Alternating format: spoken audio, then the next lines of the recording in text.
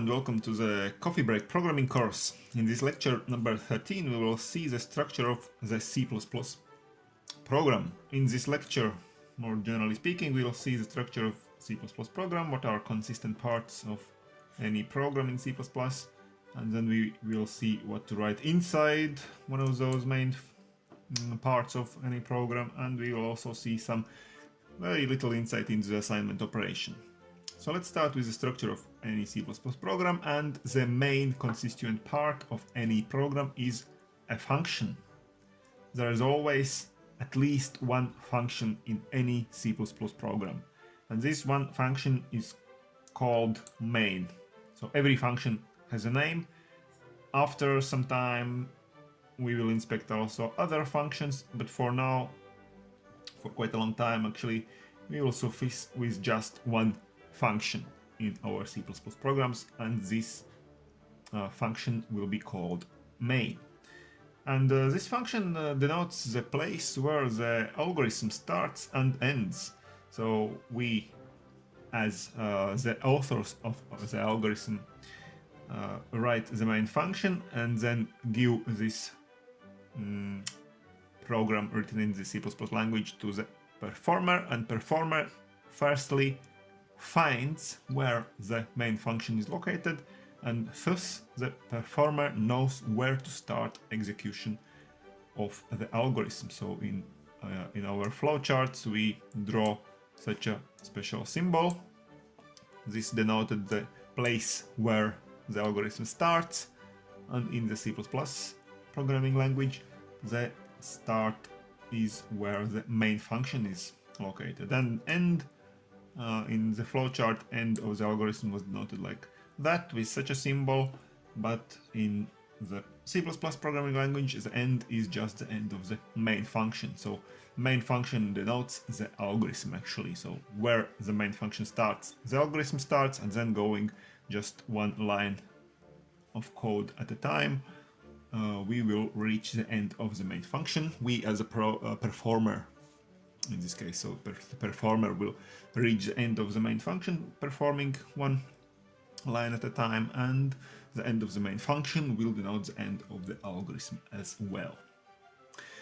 So after that, the second most important constituent part of any C++ program is of course the command or commands. Commands are what are written inside the functions. So we write the commands within functions, and in this case, when we only have one function main, the commands will be written all inside the function main. And the commands denote the subsequent steps of our algorithm, and they correspond to basic programming elements, most of which we have already learned, like for example, variable declaration. We know how to do that in the C++ program. This is a command, each declaration.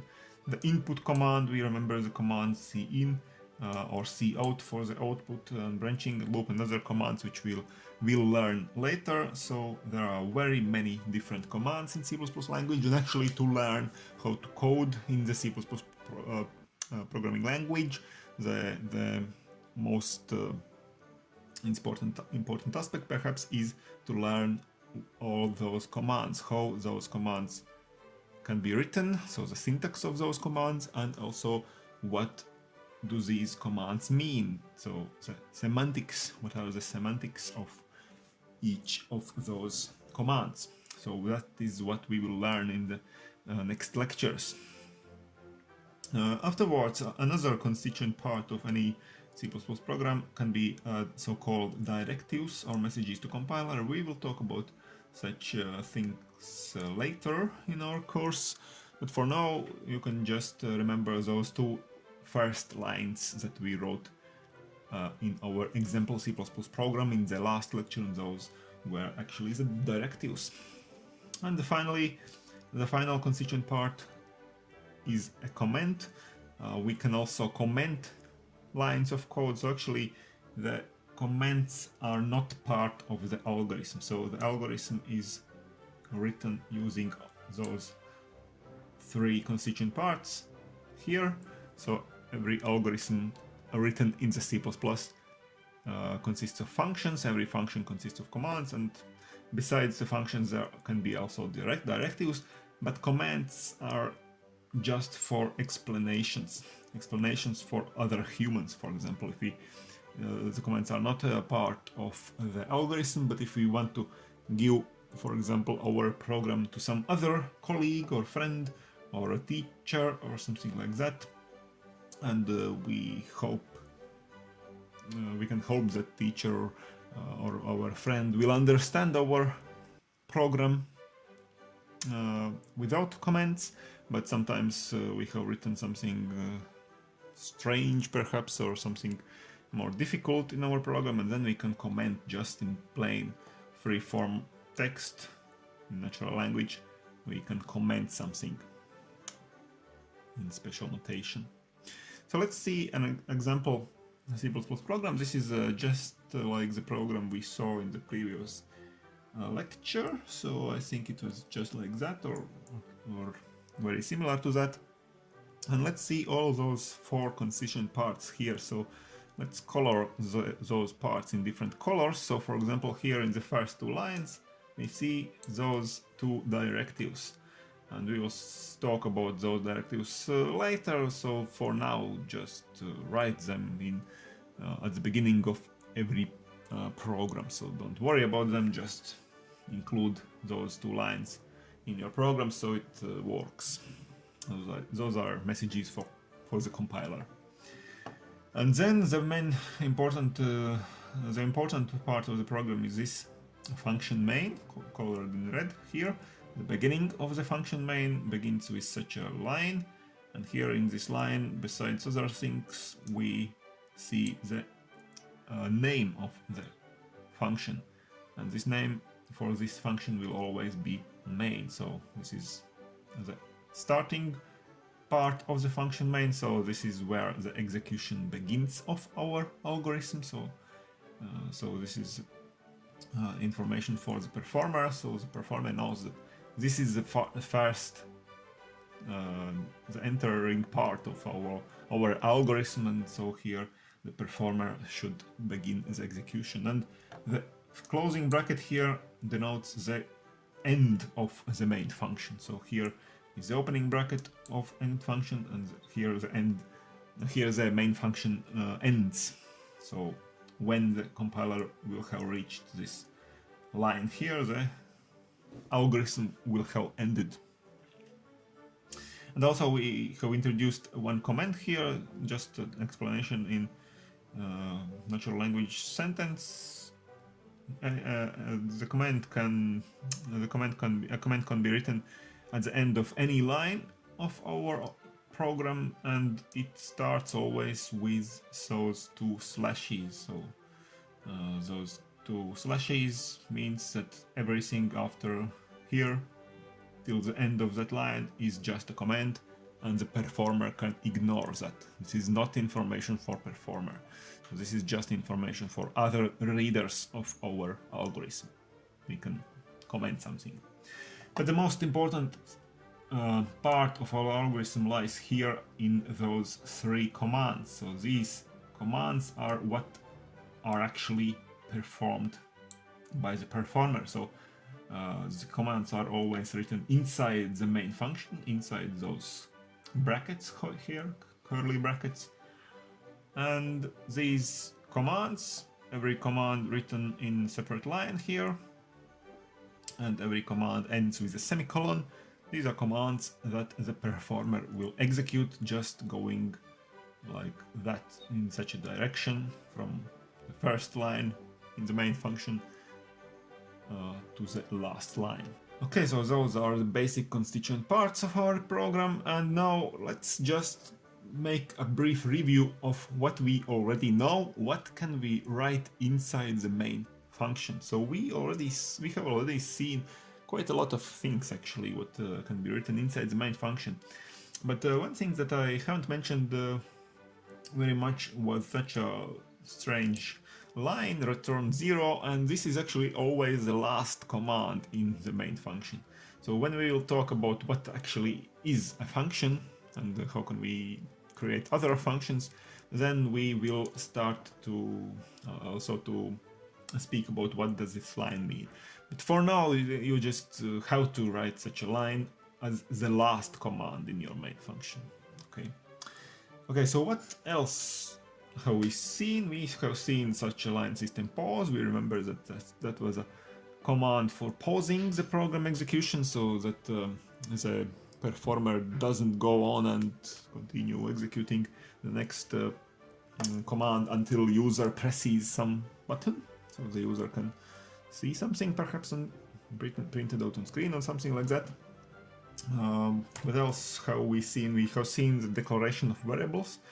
We remember that each variable must be declared before the usage.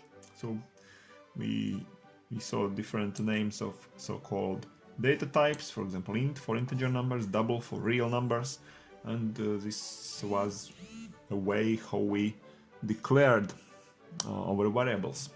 So the next thing is the cout command. We saw how we can output something on screen, to print something on screen, and also how we can input something, how the performer can ask the user to input something, input a value of some particular variable. And finally, we already also saw the assignment operation. So the assignment, this is the assignment operator here, and we saw how can we assign to some variable x, for example in this case, the value, some particular value. So this is an expression and the assignment operator. So we have already talked about those commands in quite a bit, quite a detail actually in the previous lectures, but we haven't talked yet about the assignment operator very much. So this is actually a very wide topic, the assignment operator, and we will talk about it in the next lectures in quite a great detail actually. But let's just see one slide of the assignment operator, small insight in the assignment operation, and we will continue in the next lecture in great detail about it. So the general nature of the assignment operation is that the assignment operation can be written like that.